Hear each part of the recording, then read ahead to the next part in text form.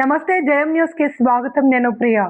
కృష్ణా జిల్లా పామర్రు టౌన్ లో మాజీ ఎమ్మెల్యే కైలే అనిల్ కుమార్ ఆధ్వర్యంలో కొనసాగుతున్న వైసీపీ రిలే నిరాహార దీక్ష శిబిరాన్ని మాజీ మంత్రి పేర్తి నాని సందర్శించారు. డిఎస్సి అక్రమాలు, ఫీజు రియంబర్స్మెంట్ బకాయిలు, నిరుద్యోగ భృతి అంశాలపై ప్రభుత్వం స్పందించాలి అని డిమాండ్ చేశారు. ఈ సందర్భంగా మంత్రి లోకేష్ రాజీనామా చేయాలి అని పేర్ని నాని, కైలే అనిల్ కుమార్ డిమాండ్ చేస్తూ ప్రజా సమస్యలపై వైసీపీ పోరాటం కొనసాగుతుంది అని స్పష్టం చేశారు. ఈ కార్యక్రమంలో పార్టీ నాయకులు, కార్యకర్తలు పాల్గొన్నారు. చెప్పారు ఒక అడుగు ఏంటి సార్ అంటే సొంత వెంకటేశ్వర గారు మాట్లాడిన తర్వాత మన ప్రీతమ నాయకులు పేర్నాని గారిని మాట్లాడవలసిందిగా కోరుతా ఉన్నాం.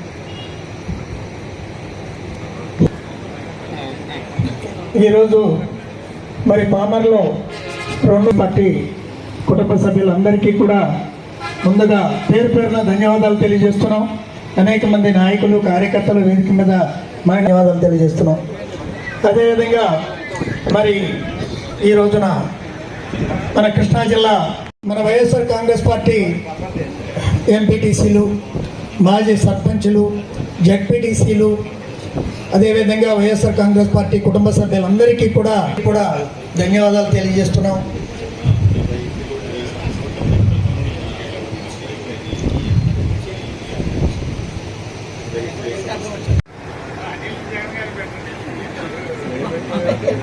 చేస్తే ఆడవాళ్ళని చెరబడితే మూత్రం షామ్యానా మీద పైనుంచి మూత్రం పోస్తే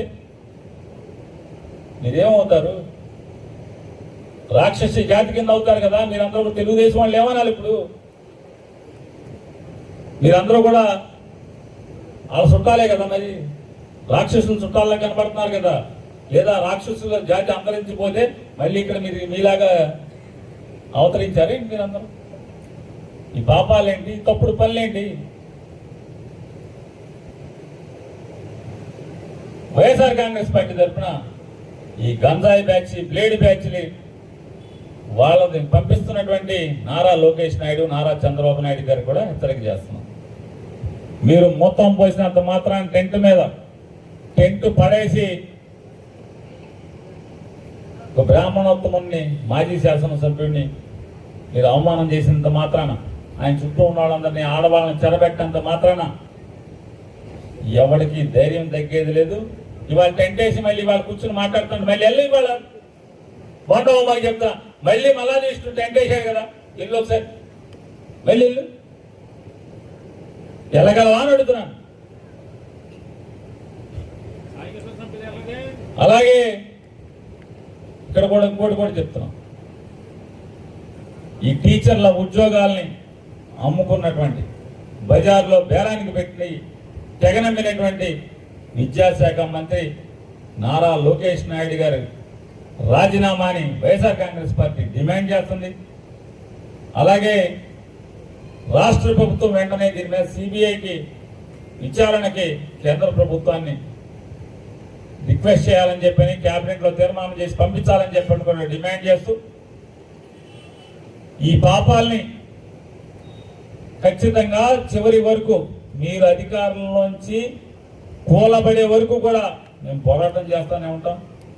ఎవరైతే డిఎస్సి అభ్యర్థులు మీదే మోసగించబడిన, మీచే దగాకు ఉరికి కాబడినటువంటి వాళ్ళారో వారు ఖచ్చితంగా రాబోయే రోజుల్లో ఈ ఉద్యమానికి ముఖంగా వాళ్లే ఉంటారు, ఫేస్గా వాళ్లే ఉంటారు. వెనకాల వైఎస్ఆర్ కాంగ్రెస్ పార్టీ వాళ్ళు ఉండి ఉద్యమం చేస్తామని కూడా మీకు హెచ్చరిక చేస్తూ జై హింద్, జై జగన్.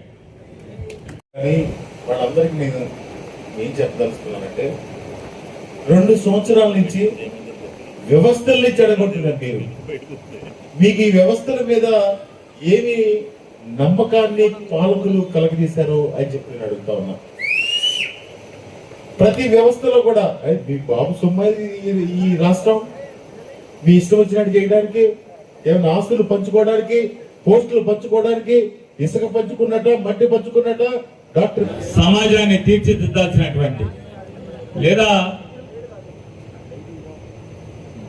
రేపటి పౌరుల్ని తయారు చేసి సమాజానికి అందించవలసినటువంటి గురువుల ఉద్యోగ నియామకాల్లో దానిలో కూడా బేరసారాలు చొప్పించినటువంటి లేదా చిల్లరకి టీచర్ల ఉద్యోగాల్ని బజారున పెట్టినటువంటి ఆంధ్రప్రదేశ్ రాష్ట్ర విద్యాశాఖ మంత్రి గారు,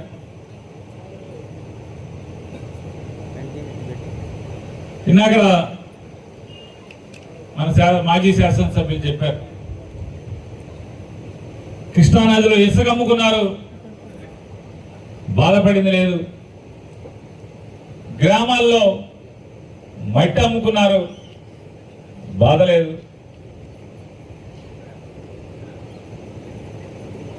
కానీ ఈ రకంగా బరి తెగించి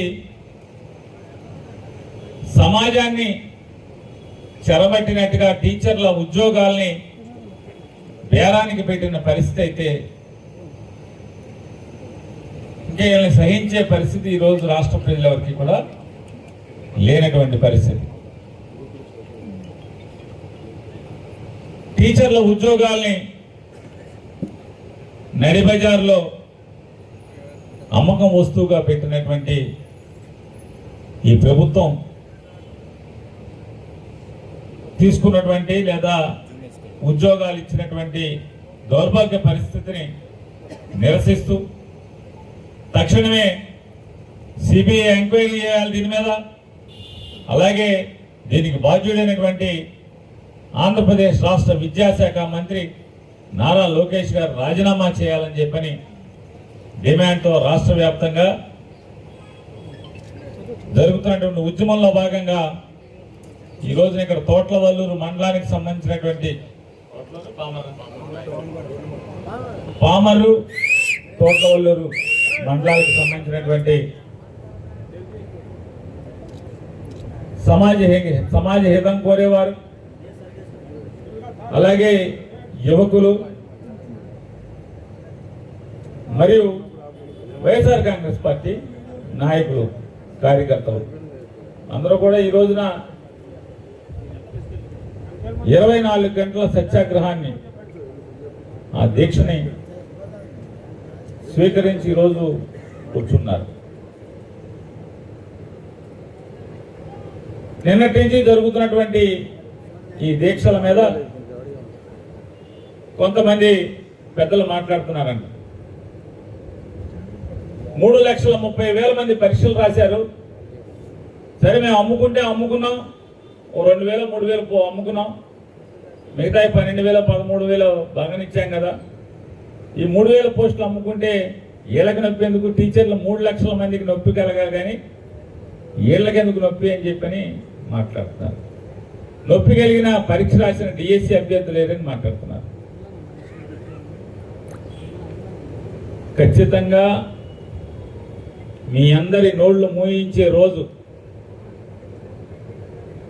మీ అందరికీ దేవుడు సిగ్గు పెట్టలేదు, కానీ మీకు సిగ్గొచ్చేలాగా భవిష్యత్తులో ఆ డిఎస్సి అభ్యర్థులు ఎవరైతే పరీక్షకు రాశారో, మీ చేత వంచనకు గురి కాబడ్డారో, మోసం చేయబడ్డారో, మోసగించబడ్డారో వాళ్ళందరూ కూడా